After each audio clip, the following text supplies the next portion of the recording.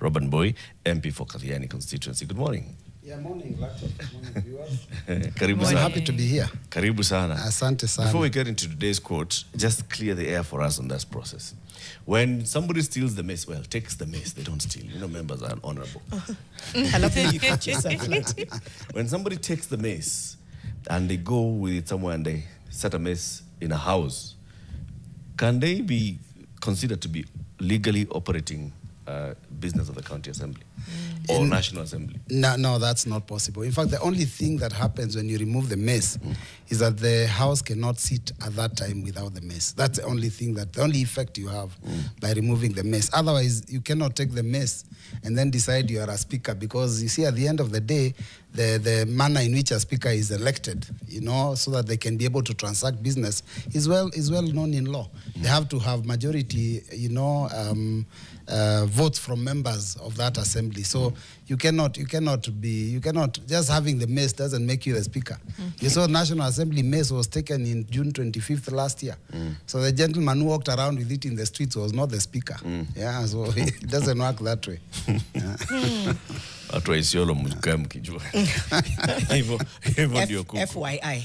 FYI. Be knowing. Why take the maize in the first place? Okay, Sawa, let's go into the quote first. Freedom is never really won. You earn it and win it in every generation. That's today's quote. Coretta Scott King, the widow of Martin Luther King Jr., spoke during, in one of her speeches in the 1980s. She was talking about the generational nature of activism. And she said, freedom is never really won. You earn it and win it in every generation. What are your reflections on that? I think it's true. I mean, Kenya is proving that to all of us, that freedom was fought for in 1963 from the colonial masters. But we have had several levels of, freedom. There were uprisings earlier, because there was the Kenyans who believed that even after we got freedom from the colonialists, those that took over power at the beginning were, you know, sympathetic to all the systems that were there before, and they were also oppressing them. So they kept having, you know, liberation, the first liberation in Kenya, second liberation, you know, and every liberation has its leaders. Remember, people like Raila became leaders out of liberation movements, and now we have another liberation movement, which is the youth, and they believe they are not free, because they cannot write what they want, they cannot say what they want, even though the constitution allows them. So basically, I think we are far from being free. And, you know, even after these Gen Zs, there will probably be another group that will come later and still have concerns about freedom. So freedom really is quite you know, slippery. Yeah, you've touched on it. I actually wanted to get your views and your response to this growing intolerance on the government's criticism, you know, intolerance in the sense of they don't want to be criticized, government doesn't want to be criticized, extrajudicial killings, and a lot of what we saw in the Gen Z protests. Your response and your reflections on what's going on? I think we have a leadership that is hung up on the old way of doing things. You know, our current president was part of KANU. And if anything, he actually was youth within the period of KANU. And, you know, KANU was fairly oppressive. And he was a youth leader. I think he may have been the Secretary General, I think, of Youth for KANU, 1992. And, you know, at that time, the president had extreme powers. And, you know, even when people would be speaking, they would have to look over their shoulders to see who's listening, because we were fairly not free. But after the 2010 Constitution, which he opposed, there were very serious rights given to citizens through the Chapter 4 of our Constitution on, rights. And I think it is difficult for him and his cronies to move on from where we were before. And that is why he cannot understand when young people express themselves and say they're unhappy about his tax regime, they're unhappy about his fake promises, they're unhappy about his handling of situations. And so he goes and tries to attempt to use brute force, which will never work. I mean, that's the reason why you noticed last year, just before the serious demos of June 25th, the youth had threatened to come to the streets. And when they came to the streets, he told them that they are terrorists and all that. And they told him, no, we are even coming for you. You know, so suddenly he had to step down from the high pedestal he had put for himself because he realized he wasn't going to manage it. So I think we have a disconnect between the current youth we have now and the system of governance, the people that are holding the reins of power. They don't seem to understand this generation. And that's why the fight continues. Right. Yes. Now let me speak to the Deputy Minority Leader. What is the level of capture within Parliament? Oh, wow. I don't think it's been worse anywhere else in the world. I mean, this is incredible. Almost every decision made by the Assembly is dependent, to a very large extent on what the executive wants. In fact, and I'm sorry to say this because I am in Parliament. I'm serving my 3rd term. It is one of the things that I'm very, very unhappy about, that Parliament is really meant to oversight. As a house, we are supposed to oversight the executive. That means our work is to basically ensure that the executive is doing what is right. And when they are wrong, we are supposed to call them out. But the executive has completely neutered Parliament to an extent that the leadership cannot speak out. Members cannot speak out, and those who attempt to speak out will be silenced. Some of us, almost every time we attempt to speak, you see even the speaker himself get up to try and correct me. Things that have never happened in any democracy in the world. The speaker is not at liberty to be the one correcting members, because members of Parliament are the ones that are supposed to be to debate. And if you say something that is out of the ordinary or against the standing orders, a fellow member should rise on a point of order to correct you. But in my case, when I say something the speaker is unhappy about, he is the one who comes up on a point of order to say, no, Mbui, you cannot say that. And yet what I am saying is a contribution, valid contribution, which is allowed. Parliament, in my opinion, should have been disbanded like a year and a half, 2 years ago, and the people sent home. The only reason we are there is because now we cannot let them run the house without a little bit of drama. So we have to stay there and make sure that they know and Kenyans also to know there's a few good individuals who are willing to continue fighting, even though the fight is futile. Because when you're talking about the majority and the minority being combined into one side, I mean, now that's really, it's never happened anywhere. The minority leadership is the ones that are the defenders, serious defenders of the majority opinion. And incidentally, for your information, both majority and minority should work together to oversight. Yeah. But what they have done is majority and minority have kind of combined to support. So whatever the executive does, no one wants to question them. And if you attempt to question them, both sides will be shouting you down. So it's a very difficult situation we're in. It's pathetic that taxpayers are still paying this Parliament to continue. It's just that in law, there's really absolutely nothing you can do about getting rid of Parliament. But I would be of the opinion that I think in 2027, a lot of members, a huge percentage of members, who see Parliament for the last time. See, Robert, you first went to Parliament in 2023. 2013. 2013, yes. 2013. This is the 13th. That was the 11th. That was the 11th Parliament. The 11th Parliament, what we knew about it was the term tyranny of numbers. The Jubilee coalition had a huge majority, right? That's right, yes. And they did the same thing that we are seeing now. Was there capture then? Let me put it this way. Yes, there was an attempt. But you see, because there was also the Cod coalition, even though we didn't have, our numbers were not as big, we were able to put up a serious, spirited fight. And a lot of, remember the draconian, they were called security laws. I mean, we made it difficult for them. They did pass them, but in essence, they kind of pushed it down the throats of Kenyans. But we put up a spirited fight. We made the house ungovernable. We made it impossible for them to transact business the way the house should transact. And so therefore, any law, in my opinion, that was passed when the house is unruly, when members are on their feet, when members are shouting, when you cannot even hear the question by the speaker, that in my opinion, those kind of laws cannot even pass the test of time. Unfortunately, of course, that was also a problem. But we were able to put up a spirited fight. Latif, today, we are very few. We were a fairly good number. If anything, the minority really was a majority after the elections. Yeah. We were more than the team that is Kenya Kwanza today. But, you know, I mean, whatever schemes that were played by the president and his team, we started seeing our numbers dwindling, members leaving our side and going to State House, members who are really members of our coalition. And then they started saying that, oh, you know, there is freedom of association. Yet the Political Parties Act is very clear that you cannot associate with ideals of another political party. Otherwise, then you're deemed to have resigned. Yes. But none of them was resigning. They were still continuing to earn their packs and earn their salaries, but they had crossed over. And some physically actually crossed to the other side.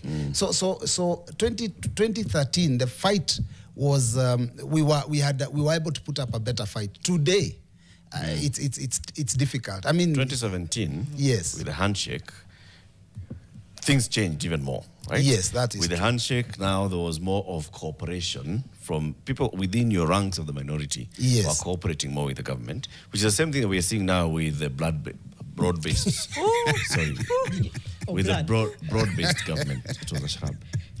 Yeah. Can we say that we have a minority, that the leader of minority is actually a minority today? Today's leader of minority, for all intents and purposes, I mean, if we are to be honest with ourselves, is part of the majority. Because, I mean, the agenda of the majority is the agenda he drives on the floor of the House. You saw recently when the young generation went to the streets to commemorate the ones that died last year in June 25th.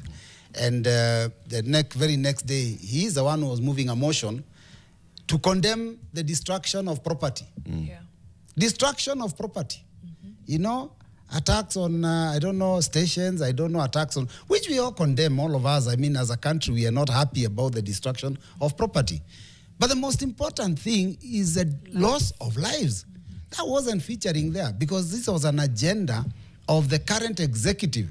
And the mover of the motion is the minority leader, seconded by the majority leader. A complete motion that is, you know, prepared to malign the names of individuals in the opposition. You see, now we don't really have an opposition and government. We have majority and minority. But for all intents and purposes, it still means the same. That those that are in the minority are kind of seen to be the ones that will be scrutinizing more, you know, more keenly policy of government so that they can be able to give an opinion that is probably different because we are offering ourselves as an alternative going into the future. But the minority leader is the leader of government business on the floor of the House. So, I mean, we really, in my opinion, don't really have a minority as expected under the Constitution of the Republic of Kenya, and even under the standing orders. That basically is not there because the minority leader is from the ODM party, which signed a pact with Kenya Kwanza that they will work together.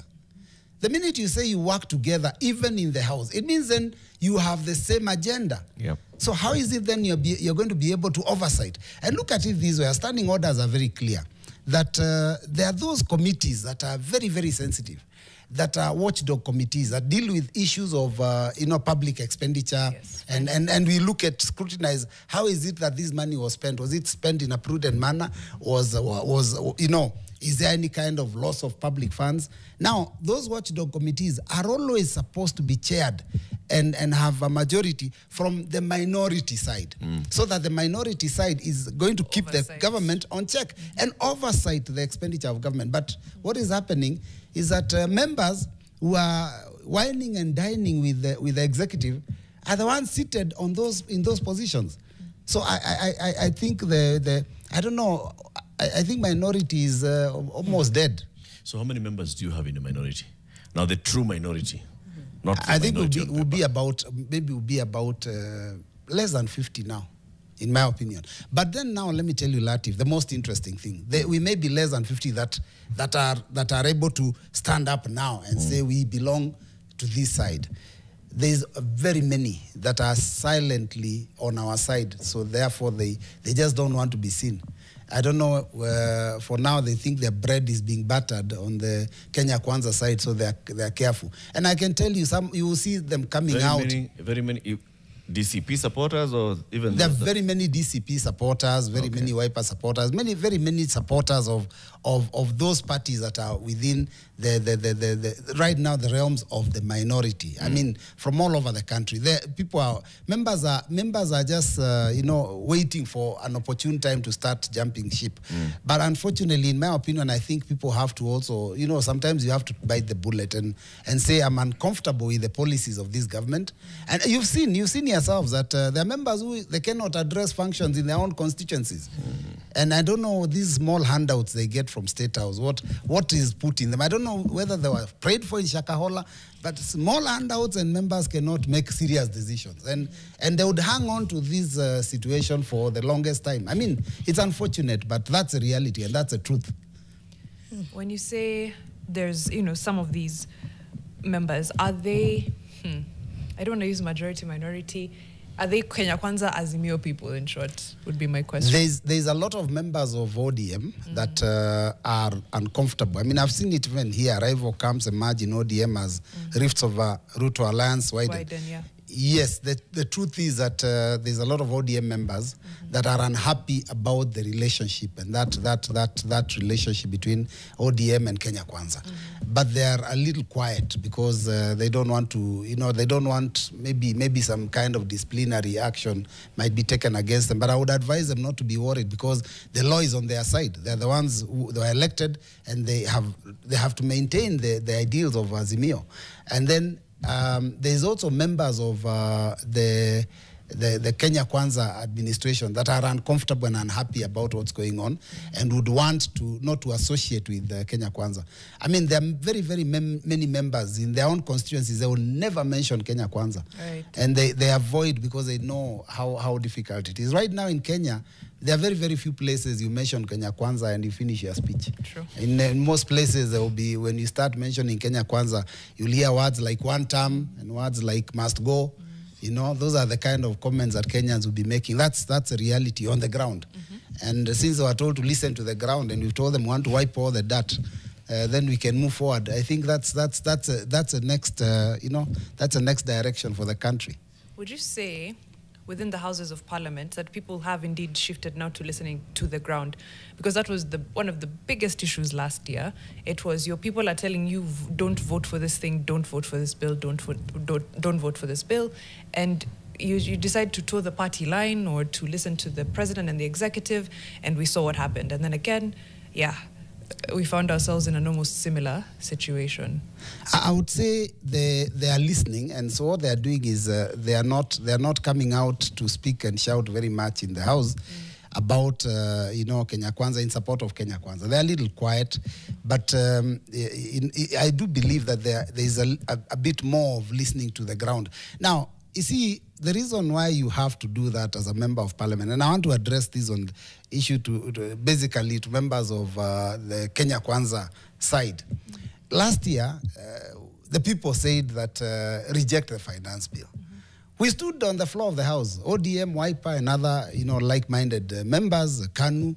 We said reject the finance bill. Why? We felt it was draconian.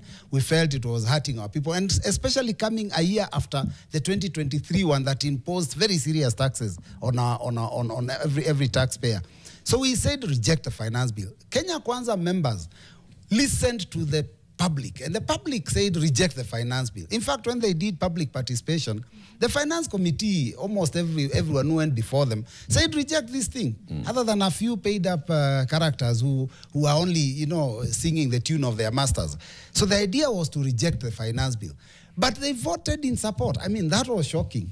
And people are voting individually. I member for wherever I vote, yes. I mean, and their constituents were watching. You saw what happened immediately after that. People were being attacked. Their businesses were being raided. Their homes were being attacked by their own constituents because they were now going against the constituents.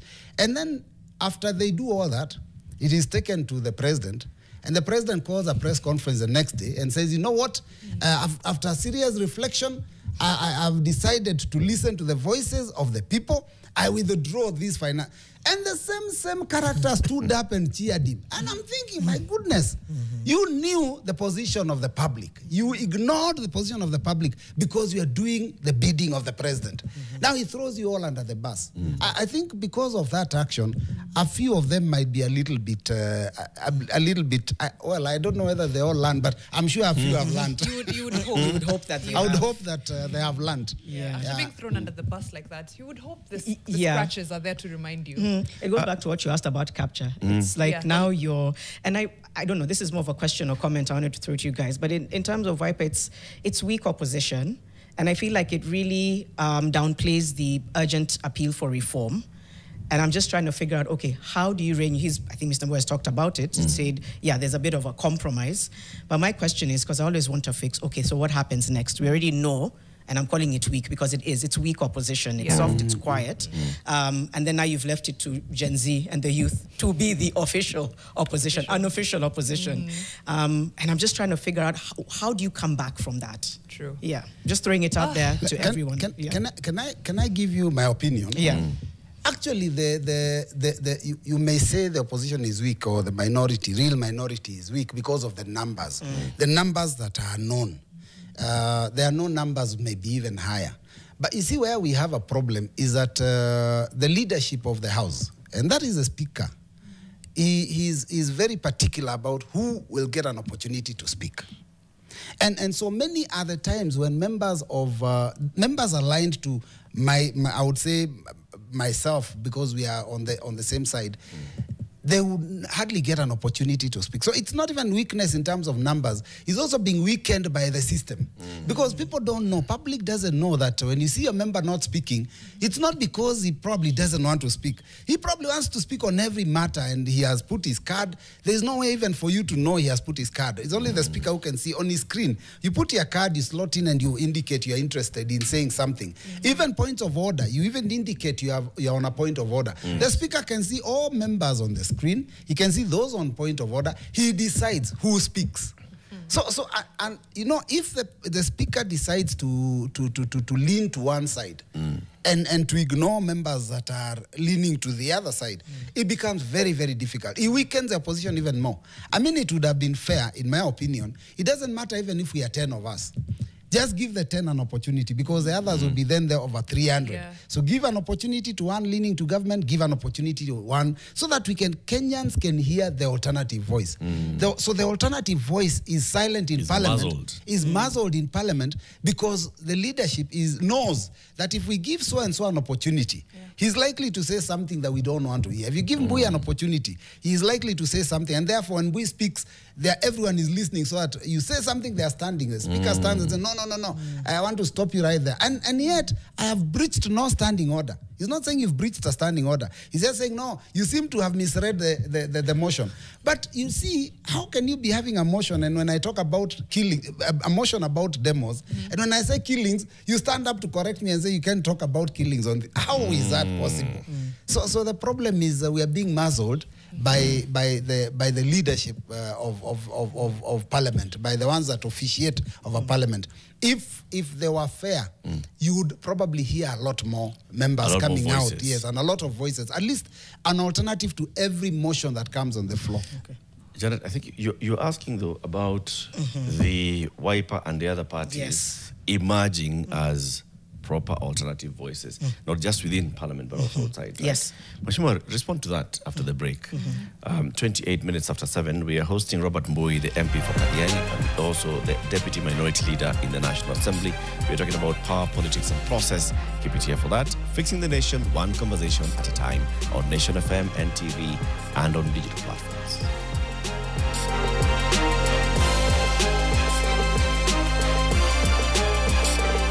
Get into it, and I'm seeing our fixers saying that penye tumefika, things are, they require us to be more active. Right. No one wants a politician's cheerleader as their representative. That's shindigity, which is 100% true. And he also says Kenya's constitution ensures a separation of church and state, guaranteeing religious freedom and prohibiting a state religion. Thank you. Okay. Aya. Hey. Mbui is a very veteran protester from the times of Quad Coalition, NASA and Azimio. Is this true? That's Honorable true. Mbui? My leg was broken when yes. I was receiving Baba in 2017. Yeah. Walikuvunja mguu. Walinipiga risasi wakanivunja mguu. Even now I still have a metal plate all the way from my knee to my ankle on my left leg. Yes. Were you able to press charges? No, I never did. Yeah. I'm a victim of police brutality. Yeah. Hey, we're getting into that police brutality. Just hold that thought. A little bit more feedback. Wanasema Kenyans are saying it's time the driver needs to go. Are you ready to table the motion? That's a question to Honorable Mbui, which he'll answer. Another one, that we want an impeachment motion ASAP. We want to see the members who are truly with us and those who are against us. That motion needs to shake the foundation of Ruto's government. And we had even discussed this over the break. Itafika wapi? At a drafting, will the drafting be finished? No, drafting can be done, but it's an exercise, in my opinion, in futility, because even getting members to sign, you have about 50 signing. You require much more than that to even table it. So you start the exercise, it will dwindle, it will die, and then we may even make him look untouchable by attempting, and you know, because the minute you don't get the numbers, then it looks like he's very powerful. So it would probably be the wrong direction. But again, it will also expose members for what they really are. Yeah, because when they were told to impeach the former deputy president, they turned up, all of them, to they signed. They signed. But I don't know. I think there was some, there must have been some kind of incentive to do that, because how many do you need to support a motion? I'm not very sure about the exact number, but it's a third, I think it's a third. A third to table, I think. So a third sign, and that's over 100 to Parliament. Yeah. It's over. So I think right now look for 100. It's very difficult. It's very difficult. We have a lot of members that, even though they would want to support it, would never put their signature. So they never come out openly. They will never come out openly to do it. I mean, even if we did that exercise, I could do it quietly and then let you know how many were able to do it. But I know, sometimes you have to be, you can read the mood, you understand your colleagues. There are those who would even wish that it could be done, but they would not append their signatures because there's always this argument that, now projects in my constituency will not be done, and so therefore I'll be voted out. Maybe the president will spend a lot of money in my constituency, with my opponents to remove me from office. So there's always all sorts of fear, because people think that these positions belong to them. They don't know these positions belong to the public, and you're only there as you're only there for a period, for a season, up to and until when your value is no longer needed. And even if some people are to spend money and remove you, then they would get what they deserve. And Kenyans are much brighter than before. No, as it's been shown, you've talked about fear, you've talked about intimidation, and you even touched briefly on your own experience in the hands of police brutality.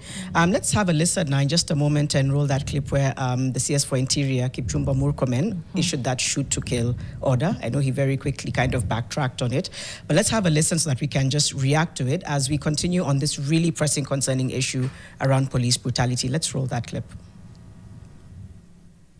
Mtu mwenye anajaribu kuenda kuiba bunduki ati anaenda kunyang'anya polisi bunduki. Shika mtu ananyang'anya ama mtu mwenye anatupiwa mawe polisi anataka kuua polisi ati atakuja kupembelezwa. Unafikiria bunduki ni mandasi? Lakini wananchi wa area hapa wenye anakuja kuripoti, mwenye amekuja kukosea nini, mwenye amefanya nini, anaandikiwa, unapeleka kotini, hiyo anapelekwa kotini. Lakini mtu mwenye anakuja kuchukua bunduki. And I'm saying this with all humility. I cannot order an Inspector General of Police on anything because the Constitution denies me to do so. And I did not order the Inspector General or any police officer to carry out any extrajudicial anywhere. Your Excellency, what I did was to state the law. And as a lawyer, I have studied, read this law, and I understand what the law says. And what I told the police officers is, if you will not find me anywhere where I said somebody should be shot to be killed, you will not find me anywhere where I said that a police officer should take orders from myself. No, I restated the law and reminded them what the law says. What's that, Robert? You know, this is the double speak of, you know, leaders. You know, the clip, the clip where he's saying that when you come to the station, you should be dealt with, is very clear. But now later on, he has backtracked and says, you know what, I was stating the law. At least you rewind that thing from the beginning till the end, you never hear him talk about any law.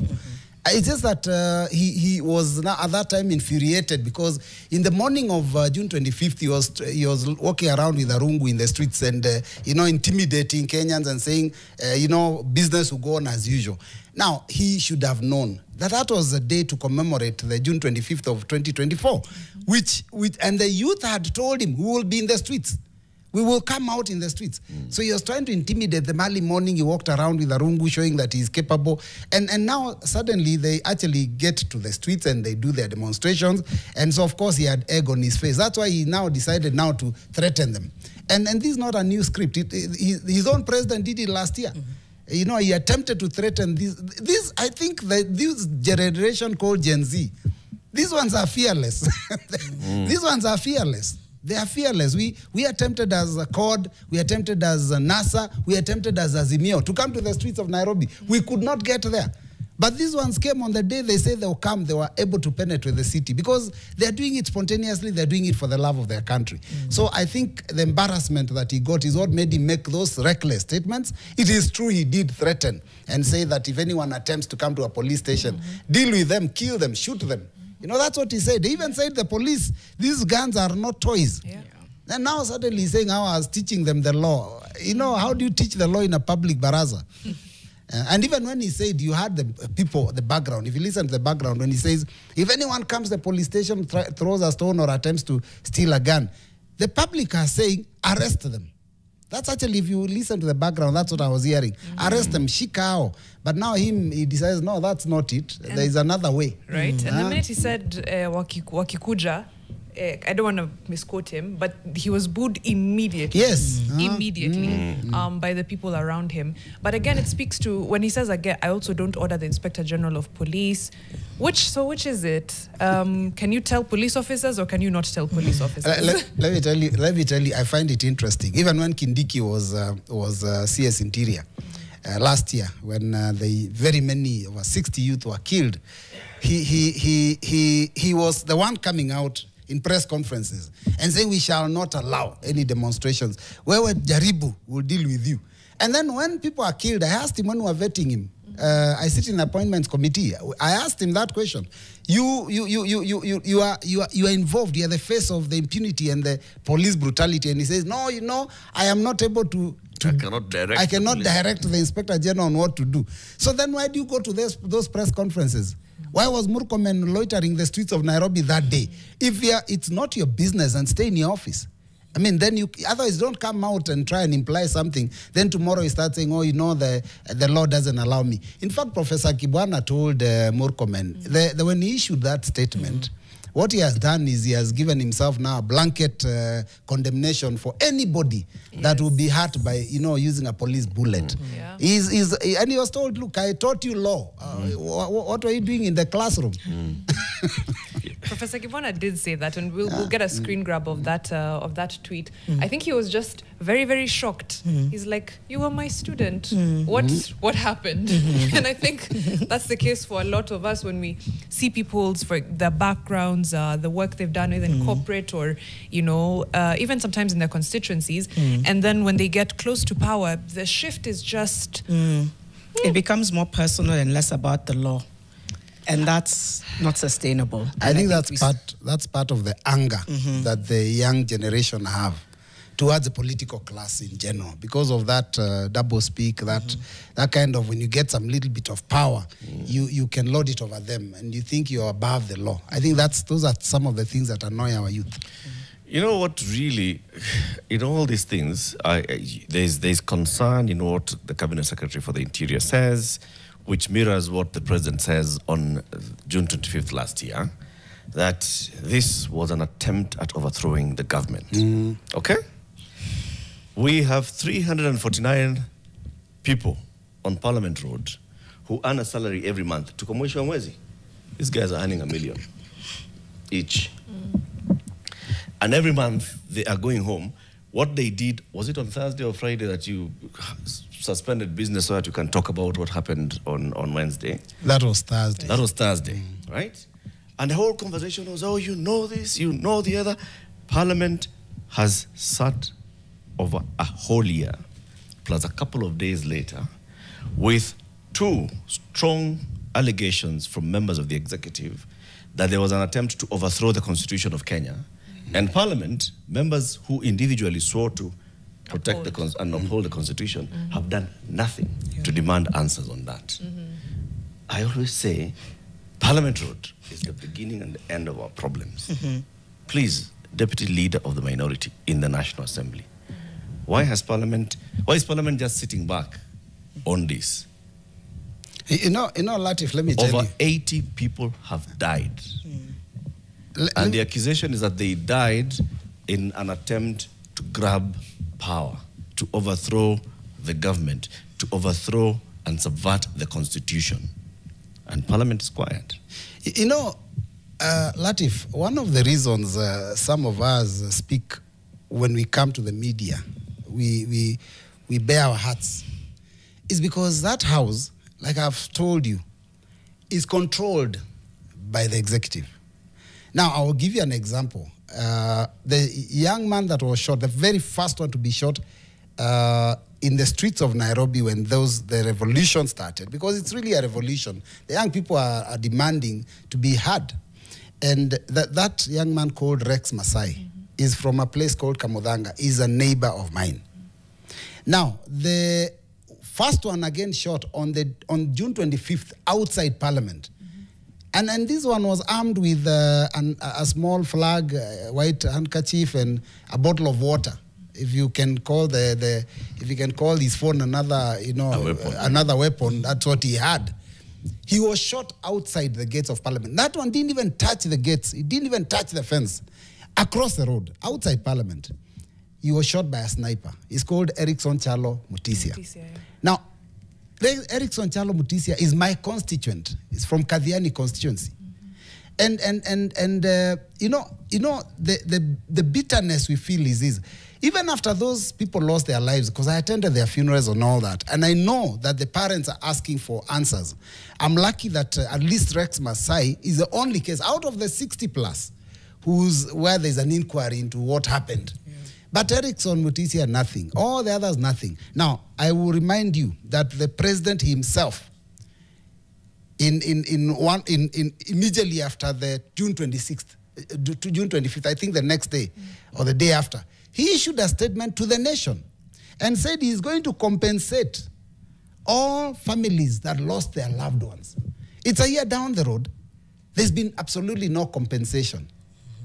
He said also, of course, he said that he's also going to support those who lost their livelihoods out of, looting and all that and vandalism. And in fact, that one he gave a timeline. He said the relevant ministry should deal with this issue within 30 days. That means sometime in August 2024, all business people that their businesses were affected were compensated by the Kenya Kwanza regime. Just hold that thought, because we have a caller on the line called Jeffrey. He wants to ask a question or make a comment, and then we can get back to that. Jeffrey, good morning. Good morning. What's your question or comment? I can't get you well. What's your question or comment for Honorable Robert Mbui? So thank you very much for connecting me. I just wanted to ask Mr. Mbui. Mr. Mbui, naona unaongea vizuri sana hapo kwa TV. Mimi nikikupima tu nakuona tu. Na nataka nikuulize, nyinyi wakati hawa vijana wameenda kwa street, na mimi naona ni vizuri sana, wametufungua macho. Wamefanya tunaona mambo ambayo mimi maybe sikuwa naona. Na nilikuwa najaribu kukondema hawa vijana. But sasa hii naweza sema kwamba vijana wanafanya vizuri.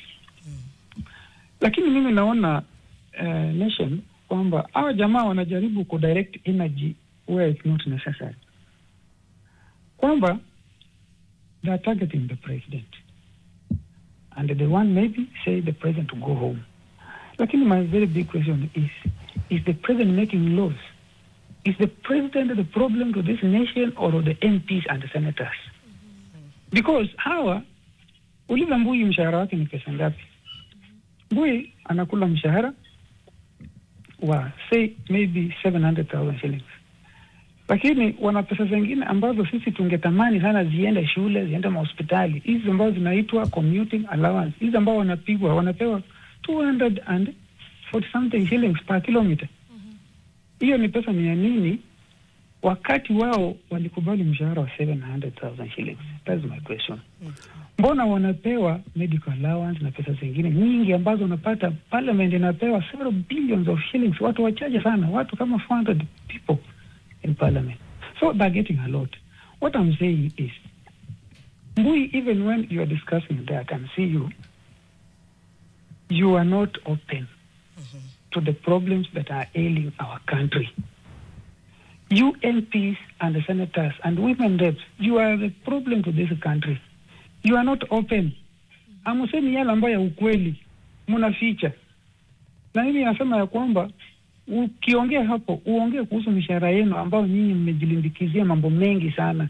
Hii nchi inazidi kiteseka. Na vijana nation mnafanya vizuri sana ku open up. Wakati walifunga media, mimi I felt so bad. Nation is my favorite station. And I sat there watching the TV nikapata imefungwa. Naomba muendelee na hiyo kazi ambayo mnaendelea vizuri sana. Hii kipindi mimi nakipenda. Mnakuwa open sana. Na mnadiscuss mambo ambayo mimi nafurahi. Asante sana Jeffrey. Asante Jeffrey. Thank you. All right. Yeah, thank you. That I think that was a fair comment and a good question. First, I'll say that the anger is not misdirected. Actually, the anger is directed at both members, elected members, and the president, not just the president. And I mean, there was even the recent attacks. There are members whose homes were also attacked just this last week.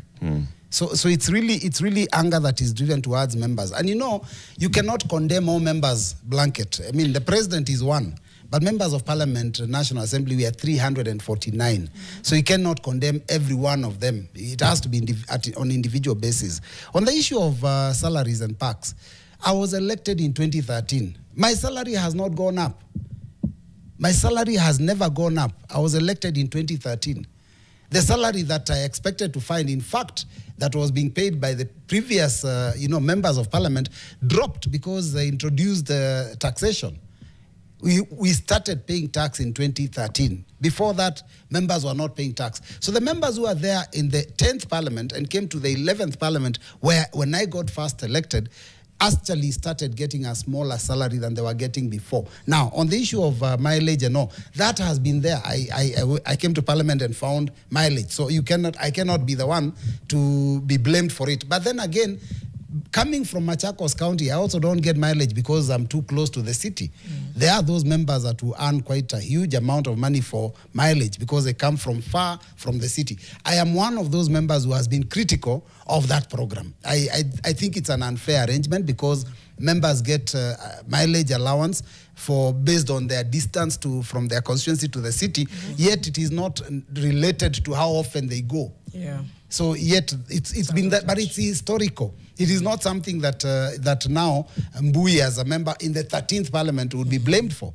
Again, sitting allowances were withdrawn. This particular parliament, we are not even getting sitting allowance. It was withdrawn by the Salaries and Remuneration Commission just before we came into office. So yes, I do feel the pain that people feel that it's an unfair arrangement, but it's not like parliamentarians are earning more, excuse me, on a regular basis. If anything, the salaries have gone down and they continue to go down. But I feel the pain. The pain is that somebody is earning $1 million, $1 million plus. Even if they were earning much more, $1 million is still quite that's quite a lot of money.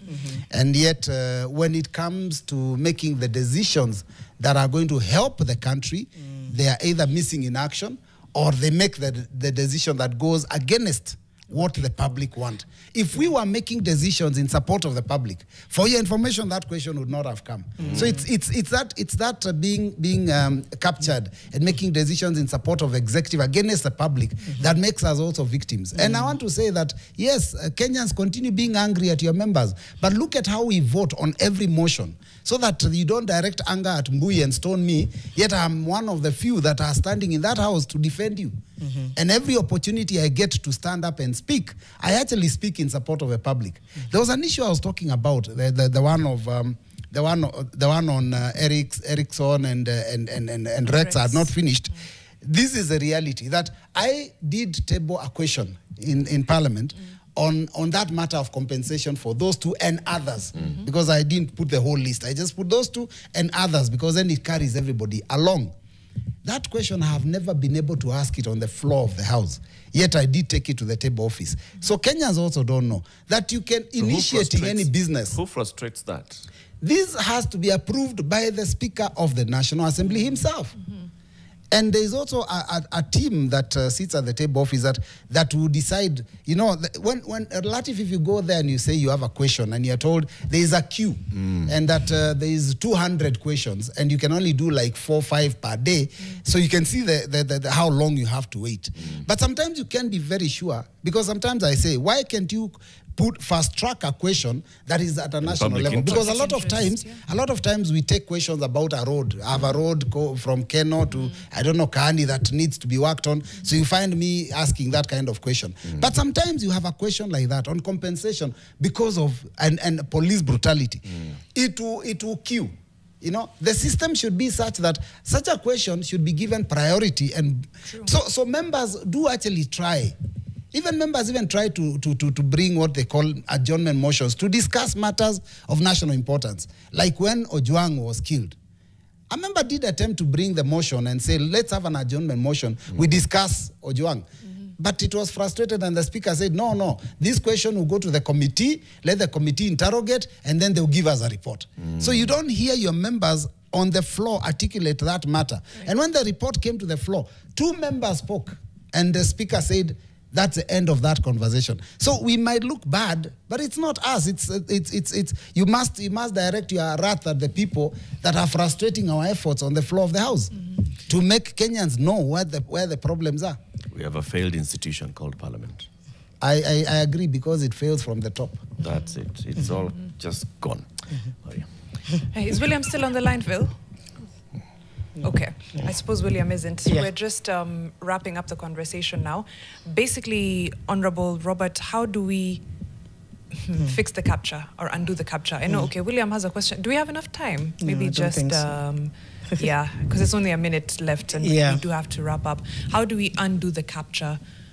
I think let me just put it this way. You know, all those people that sit in that house, the Honorable House of Parliament, were brought there by the general public when they voted for them in August 2022.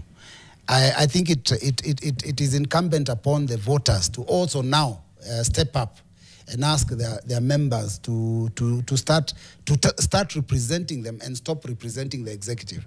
The minute there is pressure from the general public, and we've said this before, that you can tell your member even in a funeral that you are unhappy about his actions. You can tell your member even in a wedding. You can tell your member even when he's bringing bursary or coming to commission a project. You can tell them, no, before you commission this, we are unhappy about your actions in the National Assembly. So that members can start realizing what brought them to the House and who is it that puts them in the House. Because the minute you lose that seat, the president who you are calling all the time and who was calling you every time to give you instructions will lose your number immediately. Mheshimiwa Robert Mbui, MP Kathiani and Deputy Minority Leader in the National Assembly, thank you very much for joining us. Keep it here. In the next hour, we speak to a student leader, Haya Dennis, talking about Gen Zs at peace. A conversation coming up next. Good morning.